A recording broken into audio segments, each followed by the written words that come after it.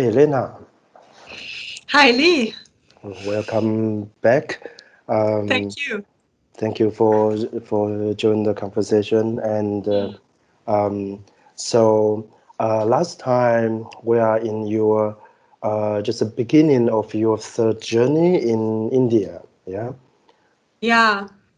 So do you want to tell us um, I mean, there's a first trip, second trip, and then you decide to go to India the third time, and what made you feel like you want to go again, or do you want to share with us? Yeah.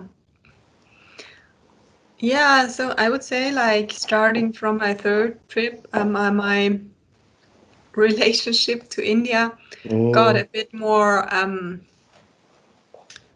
uh, maybe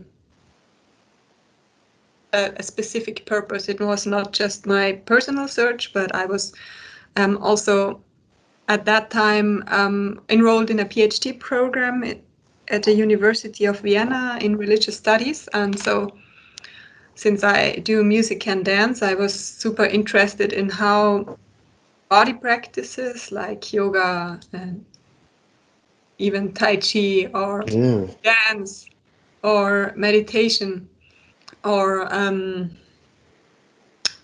Feldenkrais, the other method I talked about earlier, are related to religious experience in a way, mm-hmm, because I think I was so interested in that because I certainly had this kind of um, altered states experiences through these practices. So I also had the goal to write about these things, and even not just in a superficial way, but in an in-depth way. And maybe, like, I was, through my academic training, I thought I can be a voice for connecting the fields of music, dance, and religion, and I can talk about dance as a spiritual practice in a profound way. That's why I choose to do the religious studies program. mm, Um, and but at that time, so that was like about my first year where I did religious studies in Vienna. I was still very much looking for where I want to actually ground my topic in which field, because what I said right now is very general and very broad, and so I didn't have an analytical or a technical approach to what I wanted to do. mm-hmm, And so I thought, okay, I take some time to find my topic and to go on another vision quest in a way. And first, actually, maybe we can talk about that phase another time, because I hiked through the whole Balkans on foot. So I went from Austria to through Slovenia, and then through Croatia, and then through Montenegro all the way to Albania, and so that took about 3 to 4 months. But wow. yeah, that was actually very intense time, and that was part of my vision quest of, okay, what I want to do next and what I want to actually focus on in my PhD, or do I actually want to just to continue hiking? So that was the first part of the quest. But maybe we talk about my hike through the Balkans another time. Yeah, yeah. Um, I would love to. Actually, it was very interesting times, and I love to reflect here with you. And Mm, so it could be really interesting to just recall these moments, yeah, these couple of months, some other time. yeah. But then, yeah, so in the summer, I stopped walking or hiking in Albania in early December, and then I came back to Austria for a while, and then I took off to India it was a shorter trip for 6 weeks. Mm-hmm, And at that time, I was mainly staying in Benares, Varanasi, and then Kolkata. Could you tell so is it in the north, in the south? Yeah. So both cities are next to the Ganges, the Ganga, the river Ganges, and Varanasi is a very like ancient sacred place for Hindus. It's a lot of pilgrimage people, a lot of people there. Actually, people try to die there, literally, because it's such a beneficial place for transcending into the next world in a way. So even old people go there, like traditionally, and when they supposed to die, then they make a pilgrimage to Varanasi, and some of them, like with the aim to die, to leave the physical body there. Wow. Yeah, so it's a very intense place. Yes, yeah. And so like I think I spent there for 4 weeks and did some research in a library with I think I told about it like the other day with Bettina Bäumer, an Austrian Indologist, and she also supported me in my academic search. And it was a great place to do some research because, lots of books on Hinduism and Tantra there, like Tantra, the traditional Tantra with, which Tantra actually means text. So she's a specialist in Tantric texts, and which are, of course, these are ancient texts from like the 10th century onwards, and a lot of them originate in Kashmir. So, and it's also related to Shaivism and to Shiva, so to the god Shiva. A lot of or especially the Tantrism that Bettina Bäumer is linked to is related to Shiva. And it's interesting because when I think of it, Benares is also a place of Shiva, like very rooted in Shaivism. And so I ended up there, and then I did some tantric courses with Mark Ditchkovsky, who is another specialist in Tantra in Benares. And he also actually he did a lot of he had a lot of emphasis on the meaning of breathing in these traditions, in like especially in Abhinavaguptas, which is an important author of the tantric tradition, in his texts. And so breath was a theme in Varanasi for me, and like for me, I think breath was really linked to so many experiences I had already in my life. Since first of all, I'm a flutist, so I was like my music was always very related to breathing. And then like from age 15, 16, 17, 18 onwards, I was interested in meditation, and I did breath practices and meditation. And so kind of hooked me very quickly when I was in Benares. And I even found out that it could be a really interesting topic for a PhD thesis. And so that was just an idea that came in Varanasi. So you probably did a lot of documentary or diary to because you need to practice by yourself. Yeah, you don't just learn the theory. And you probably also did some drawing about those. Yeah. Because for me, this practice is all about like how do you do it in a more precise way, because of course everybody breathes, but exactly. how do you do in a different level? How do you also being able to control it and to connect with the energy flow in your body and outside yourself. Yeah. Yeah, exactly.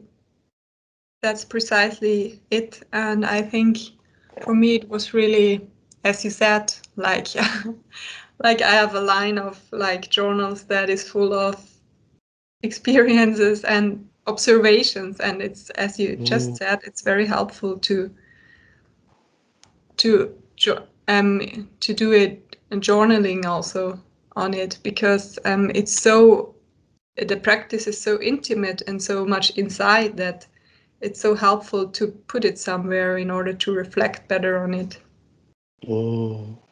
Yeah. And yeah, it makes a lot of sense. And also drawings, just as you said. Yeah. So yeah, and like Mark Dyczkowski, he also, for example, did very, in a way, very basic breathing techniques with us, but on the other hand, they are also very like, they are not difficult to describe, but then if you can stay with them like forever, because they are, in a way, they are so intense. So basically what he taught us was to breathe in through the nose, not just normal breathing, but then to imagine to exhale through the Center of top of your the skull. center of the head upward. Exactly. Oh. And so the passage of the breath is something like this. Wow. And it's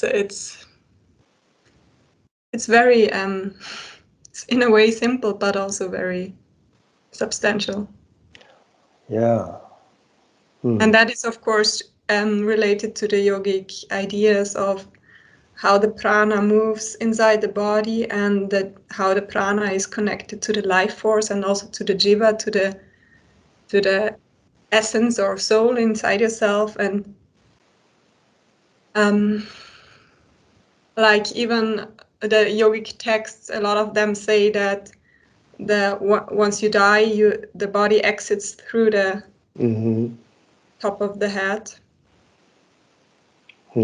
And there are specific measurements of where to focus on, like 12 fingers above the head to focus on that point. And so and the tantric texts and the yogic texts have a lot of overlap. And so what Mark told us was, or taught us, was a very basic form of getting some awareness of this connection through the top of the head upwards. Yeah, and then yes. No, you said. Yeah, I have never done practice like that before. So I'm very curious, like, are those, like, you have to study the very precise map first. You have to know the structure, and then you practice how to bring your focus into the right spot, and make it stronger and stronger. So eventually you can direct your breath into that point. Am I correct? Like, Exactly, yeah, I think so. yeah. It's a kind of how the inner awareness guides your attention to specific points inside yourself. And I think at the same, the map you were saying, like you have an inner map. Of course, you need some basic kind of orientation, but then the map will also refine by the practice. That is my experience. So they both kind of go together. Particularly the maps that are outside the body, you will probably develop only by practice. Do you think those trees are doing the same? Because every time I see them, I thought, like, how the tree breathe. Yeah, like, I mean, we know they can do with their bark, the skin. But and with the leaves the leaves, yeah. Yes, yeah, we know that from the school, but as a human being, we know we breathe from here. But it's actually a different way to do it, yeah. So you see those holy trees, like they have been forever. Mm-hmm. Maybe they breathe differently. Yeah, they have Yeah. this such a giant channel in themselves, connect to the core of the earth and also to the sky. You know, to the Yeah. so, Amazing. Yeah, I love how you connect these spheres of. I think you're right. I mean, I this can't is I prove it, know. but I think it's very makes a lot of sense. Like they are, like as you said, it's like a channel upwards, and in trees also the liquids move upwards, and it's also about the energy from the soil, and then must be some kind of cycle involved in a way, Yeah, yeah. breathing cycles. And as you That said, they breathe, yes. Yeah, yeah. and so we also breathe because they breathe. So how did you feel? Like you, how long did you do this practice? Like since you start to learn a different way to to breathe. Like It kind of comes back to me every now and then. So at that time, I certainly hooked and did it for a longer time, maybe a couple of months on a regular base. Um, and and now it's and then since I actually eventually started to write a PhD thesis on pranayama, of course I did a lot of other practices too that mm, I tried for myself yeah. and with other people, some of them, Mm, or like with teachers who like, well, so other practice that I learned from teachers or by myself. mm, Um, yeah. Because there's a different way to position ourselves. Yeah.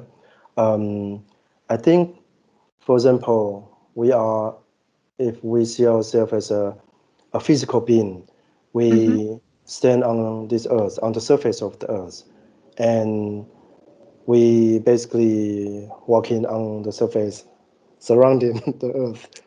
And so if we do this kind of breath technique, mhm, then we can have a different option. We can picture ourselves as a part of the earth, or we can picture ourselves as almost the center of the the the breathing process. Um, mhm, because ideally, we also reflect ourselves to different beings, like our eyes, like our eyeball is like the planet, like we reflect ourselves this way to be able to connect and to be able to channel the energy. Yeah. mhm. So when you are doing that, how do you picture yourself? How do you position yourself?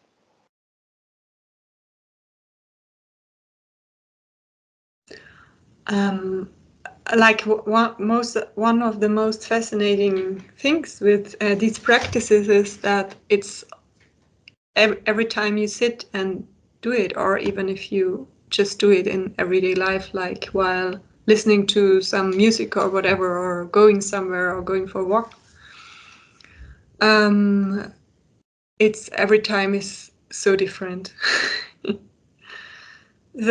So like that's at least what I experienced. So once you start to like every time when I do these practices, I like I feel like I need to find this little door, this little hook or entrance into the moment, into the awareness that has some deeper meaning, or that is meaningful to me in this very moment, which is totally different from any other moment, maybe. So the quality of what is actually happening right now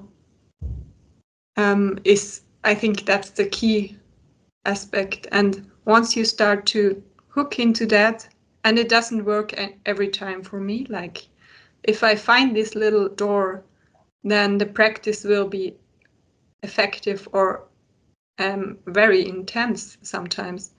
But sometimes, like, I don't manage to find this really fine focus, and I try to manipulate some, breath movements or something. But that's, for at least for me, I don't think that's it, because I don't feel the shift in my awareness or in my overall condition. Because once you start to hook into this like process that is different every time,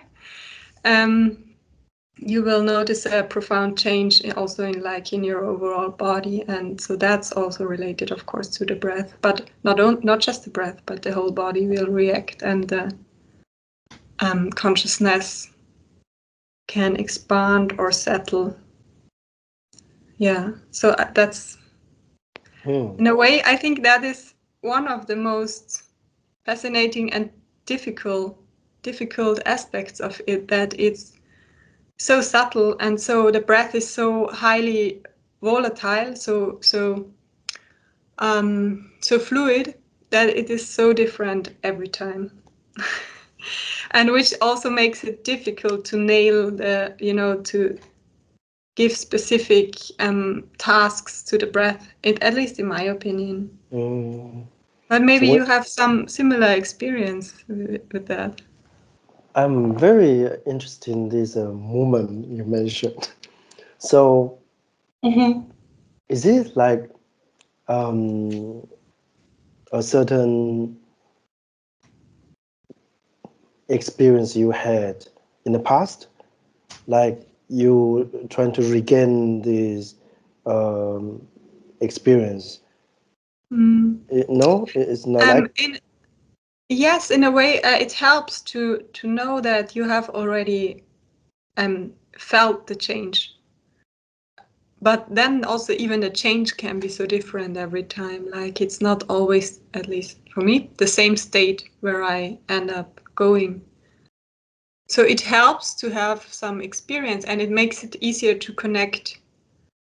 Like, there are some, if I manage to do a very regular practice, it's quite easy to, it's more stable.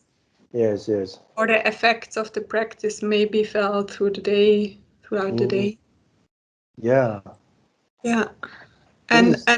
But yeah, so it helps, but then again, you have to find it in each moment. Otherwise, I don't think it works. Yeah. It's not a mechanical process. It's different. It's very, very different. Yes. Yeah. Because there was a period of time I did have more frequent lucid dreams, as I mentioned before. I think at the time, if I recall myself, I have a better focus. I was in the UK doing my master's in fine art. So I was working on my map, basically. So I was building my own philosophy. Yeah. So I was working on the map and working on those essential positions on the map and the representation as well. So during the time, I feel like I had a better condition, and I even feel my body was lighter. Yeah, amazing. Yeah. So I think what you mentioned is so accurate, that because it's not just like, okay, physically every time I'm going to do this, I'm going to follow this mechanic, and then it will happen. No, it's not like that. It might help a little Much more bit. exciting. Yeah. But there's very subtle entrance you mentioned. If you can always find this entrance, then you have the foundation to to explore, to unleash the potential and discover more. And while you are doing practice through this entrance, it's more efficient. Yeah. Exactly. Yeah. Yeah. And in a way, I have to think about what we talked about the last time. I talked a bit about Krishnamurti, Jiddu Krishnamurti, the like philosopher and spiritual teacher. And he said, truth, whatever truth is. I mean, we could maybe enter another word like the ultimate reality or the higher state, or like the place of our spiritual longing or something like that, is a pathless land. And so I think it's so accurate, because it's also okay, you have some kind of map, but in a way it's also a path, it's also pathless, because it's like the path shows just in the very moment while you do it, and not before or after. Yeah. So in a way, this pathlessness has a very practical aspect for me too, to really be open to what is showing in your present moment, what shows itself inside you.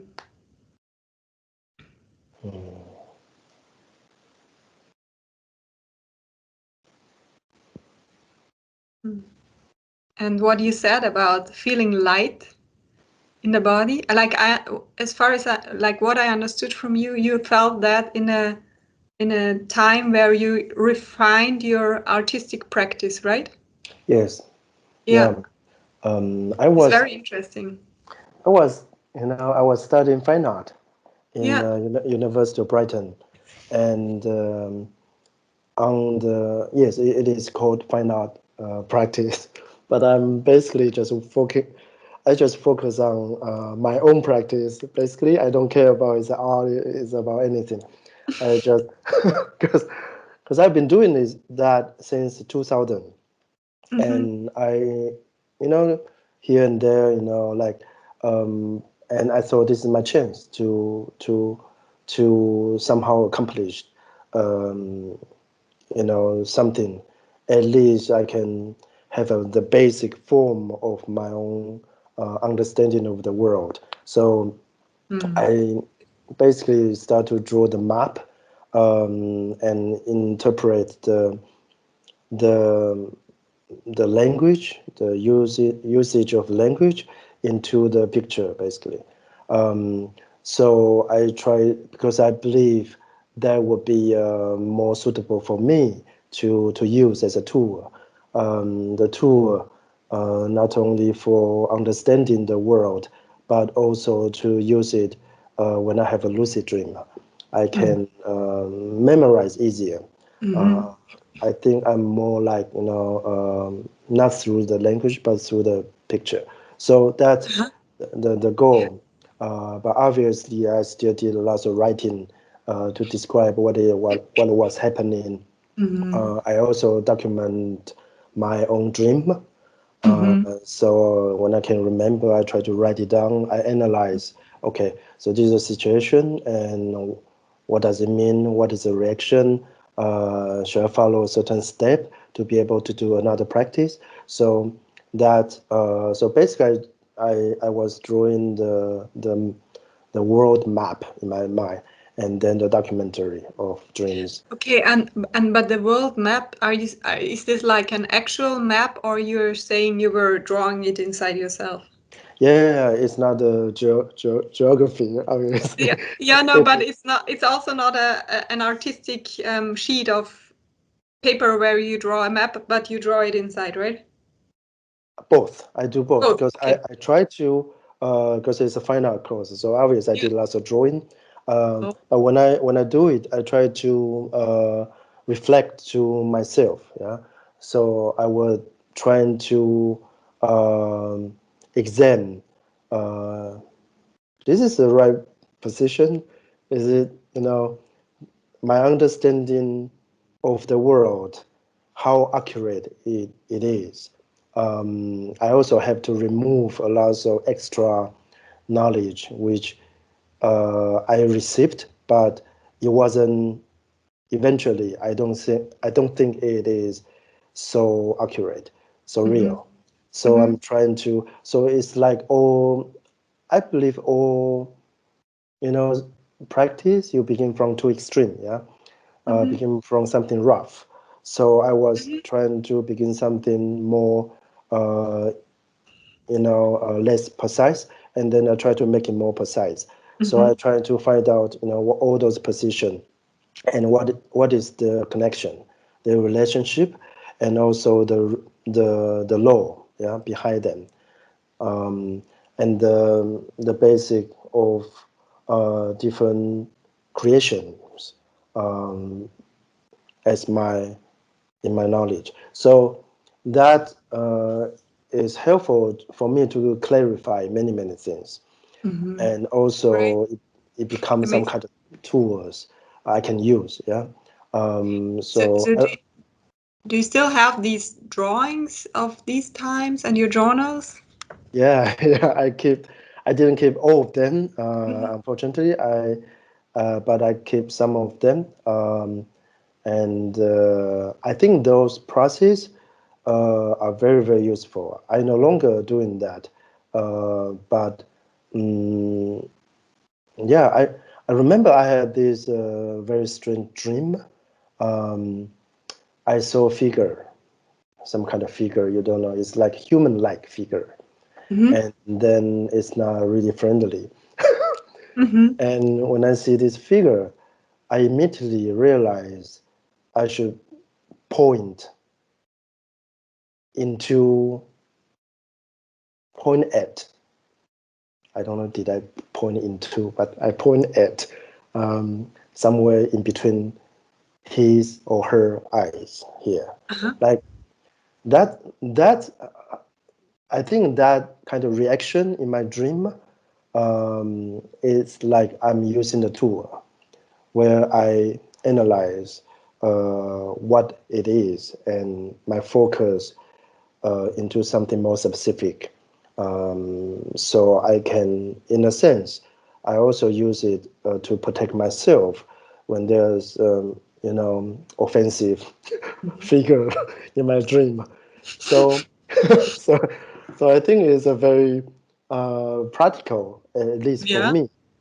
And exactly. later, of course, I also use that for my design, for basically everything. I try to apply on everything in my life, so I can maybe, to be able to experience what I learn in my real life. So yeah.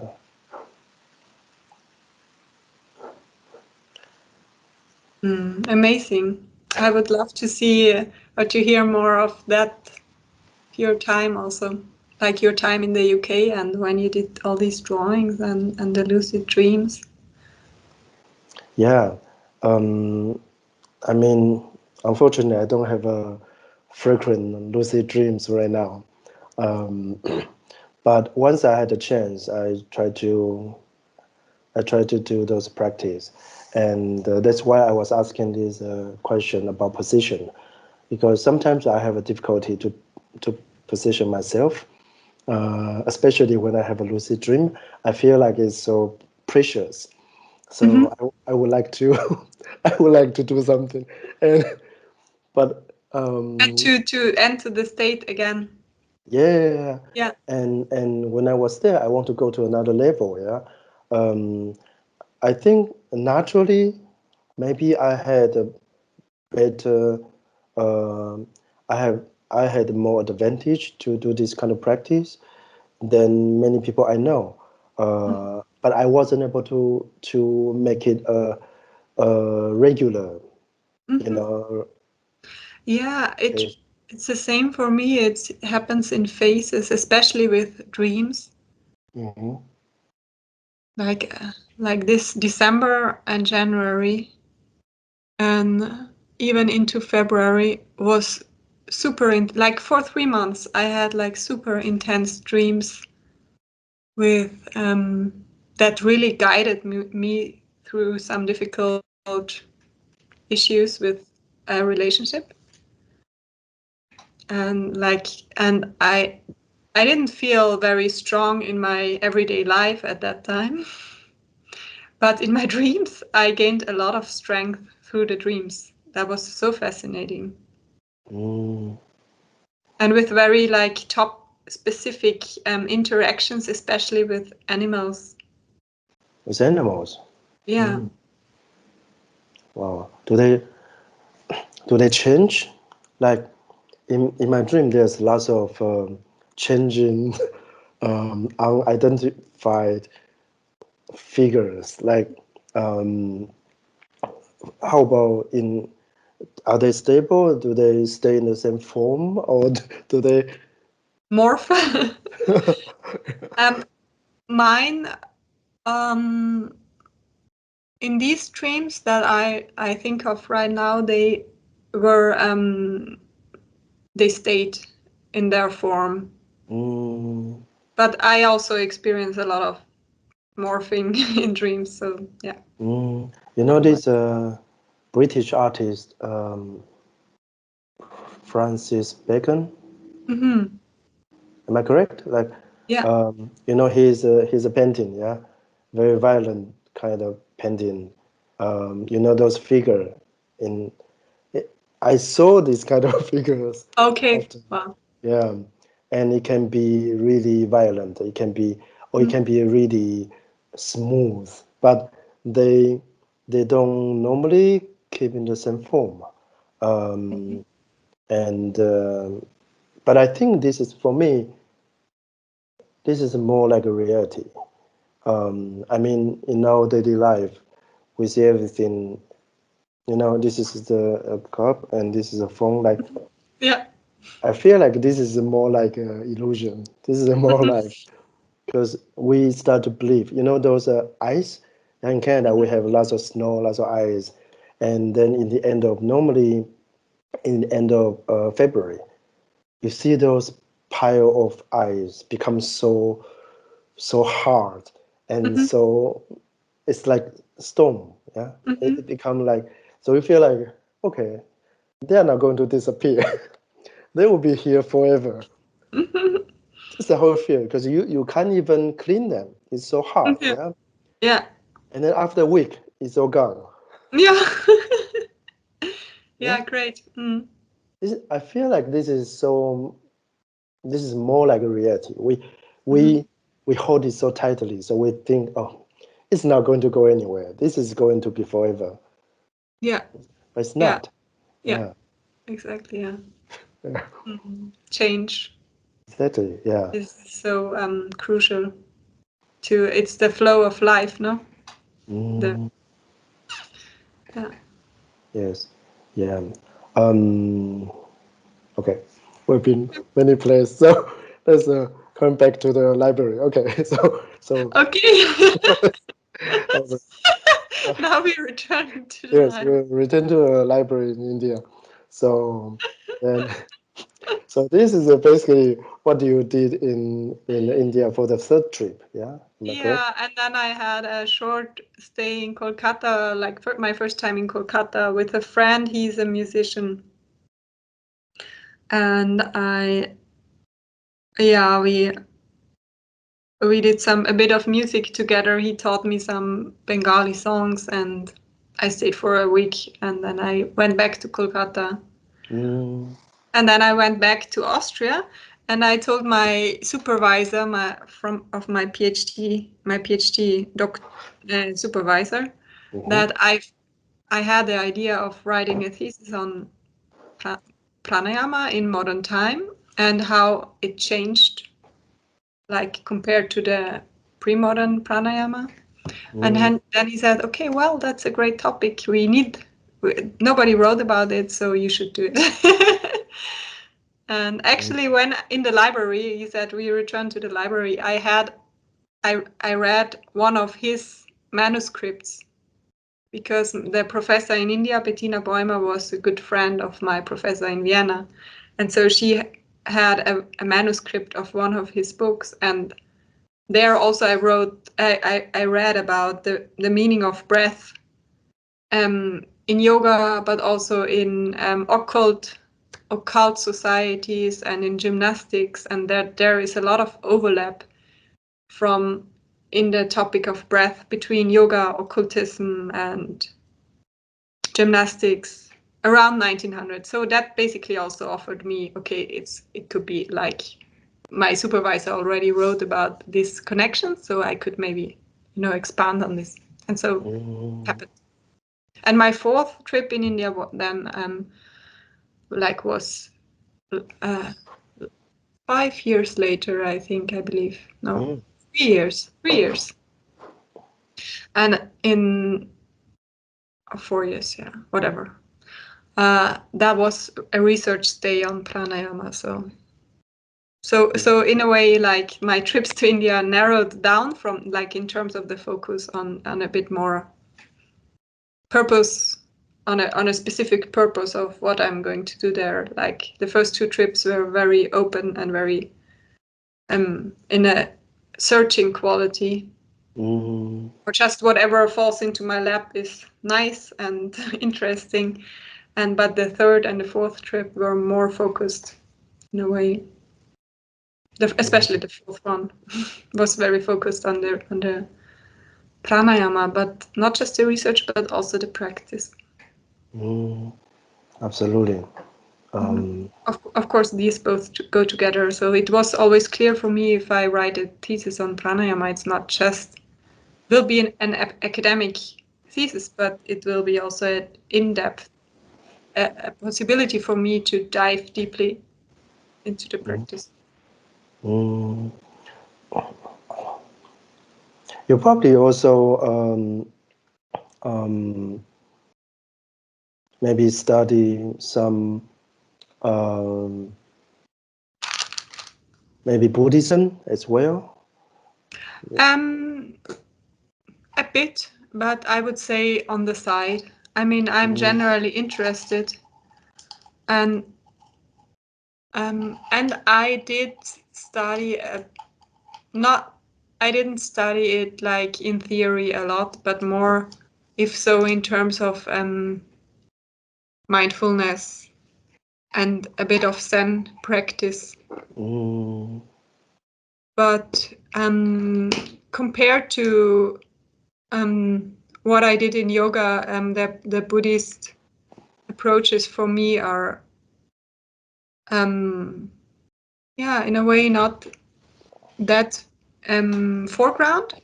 But on the other hand, like, I do a lot of breath awareness practice, so that is also very a practice that's very important for mindfulness practices. And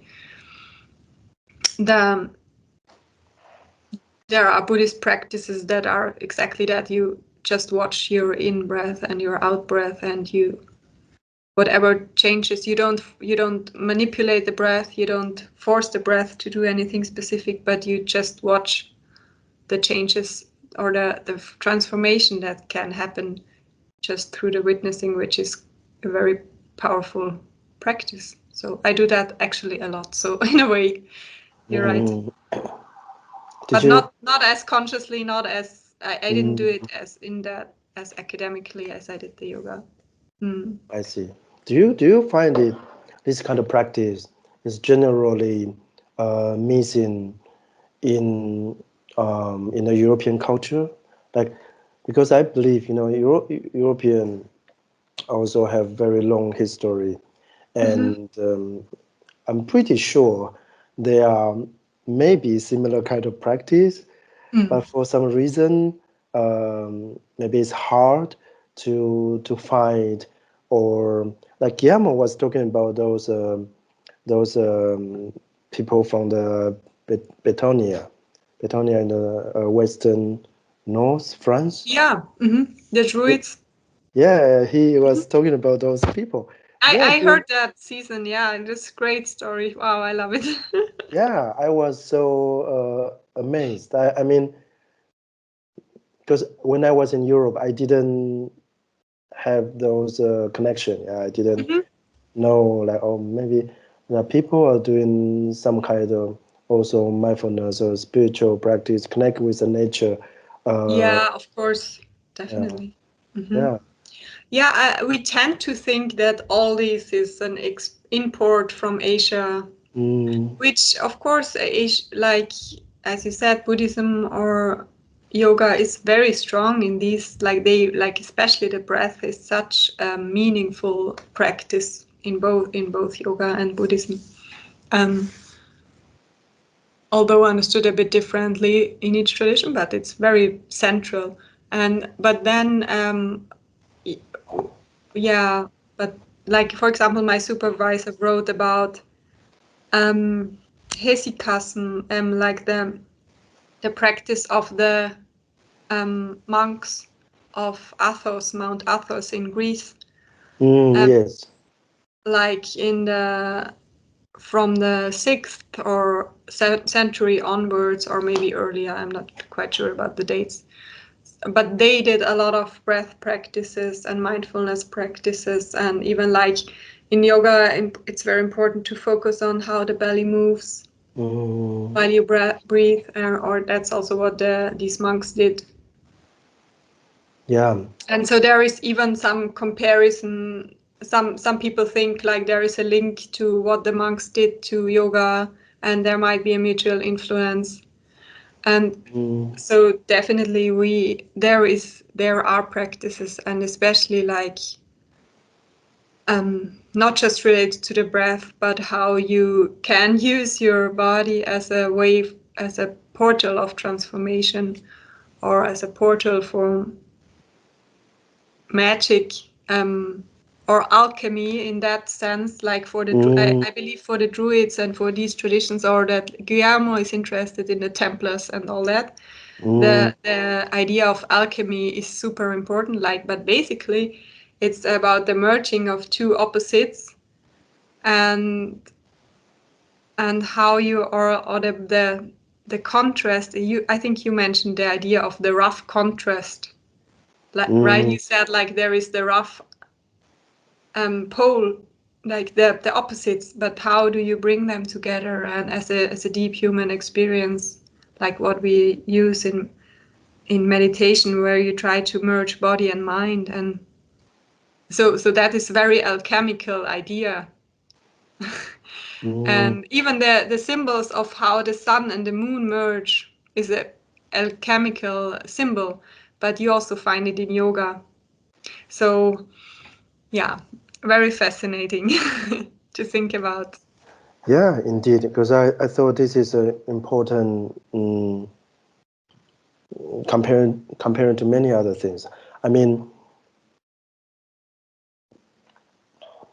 when I first went to Europe, I was in those cathedral. Like, we went just as a tourist. Yeah, we went to cathedral, and you listen to those music from the cathedral, Mm-hmm. and especially old Latin music. And Uh-huh. I was Yeah. feeling that, yeah, it must be something really, really profound there. Otherwise, Mhm. how can people create this kind of music? Uh, You're right. It's very much in the music. Wow. Yeah. Yes. yeah, yeah. So that's something that attract to me. Mm. And even in the old time when people design the church, they are supposed to connect to the divinity. Yeah. Yeah. So they okay, we are going to design a building where makes sense for our spiritual practice. People, Exactly. they're no longer doing it today, but they make Yeah. they make very, it's a good sense, yeah, because Yeah. if you have the idea, you have the connection, you're trying to, okay, there's a truth. We're not talking about any religion, or there's a truth. Yeah. You want to connect. You find all the way to connect, yeah. You don't just, okay, when I go to church, I read the Bible. No, you don't Yeah. just do that. Hmm. Yeah. Yeah. Yeah. And I do think, in a way, it's part of the human experience. So why should it not be here in Europe, but only some other place, or hmm, probably, I believe it's part of what humans are looking for at some point. I don't know. Yeah. It's a critical moment right now. So I think this kind of question would be asked maybe more frequently these days. I feel like, we are talking about, in the news, we heard a lot about the political tension.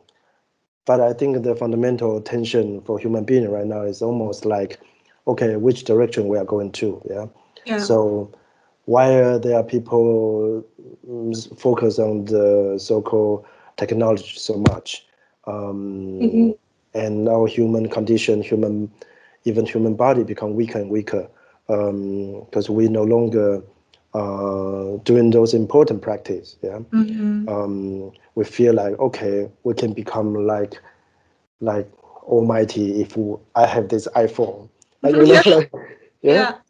That's basically the direction of human being today, and not trying to devaluate all the technology, but if our life, it's a tension between exactly. these practices and focusing, like turning the light inward or turning it seeing the light on the screen or something like that. Yeah, because it is like you have to make this decision when people will start to ask you, do you want the chip in your brain? Yes. So that, I think this tension will become much more obvious, in the time, while it has been going on for a while. But I feel like, like you really have to make decision. What is your priority?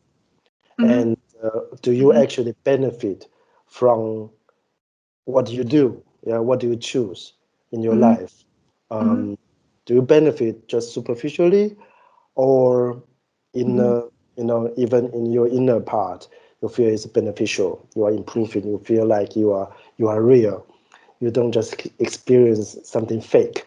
Like, I think that's the real tension we are facing today.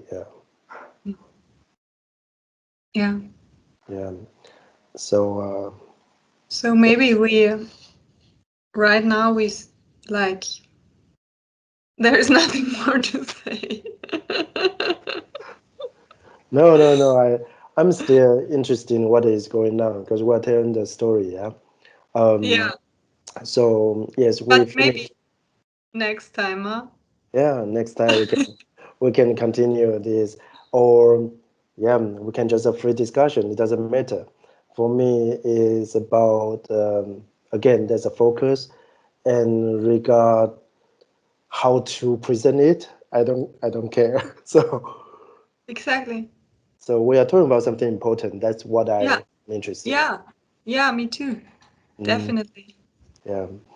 It's So like always a journey itself when we actually when we talk about these things. I feel like it's something is evolving and yeah, and so thank you very much for today's discussion. I have a lot to think about later, and thank you. so Me too. yeah, so let's do again next time. And thank you so much, Lena, and thank you everybody to watching and interest in this channel. Thank you. Yes, feel free to discuss with us. So I will see you next time. See you. Bye. Bye.